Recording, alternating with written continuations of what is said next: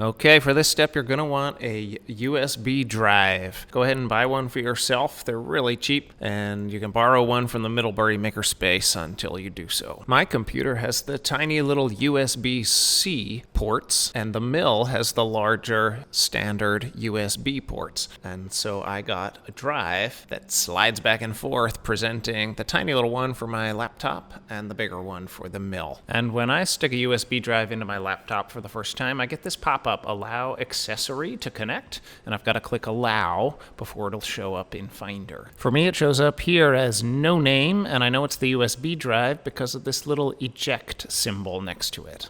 I like to keep my USB drives nice and empty. I think of them as temporary storage, just for the moment when I walk a program to the mill. Now, I exported my gCode to my desktop, so I'm going to look for it, and there it is, 1001.nc. And I'm going to drag it to my USB drive. Then I'm going to eject my USB drive and walk it to the mill.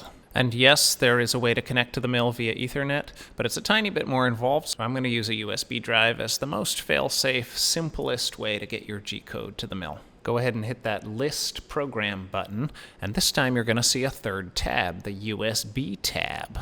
Navigate up and over to the USB tab and then down to your program, 1001.nc. Push the Select Program button, and you should be looking at some very familiar gCode. Here's my really useful date stamp and timestamp confirming to me that I am looking at the correct code. There's my Z-min value of negative 0.04 inches down from the top of my stock. I am well positioned to load my stock, torque the vise, probe it, set my work coordinates, and run my code. And all that is the topic of the next chapter.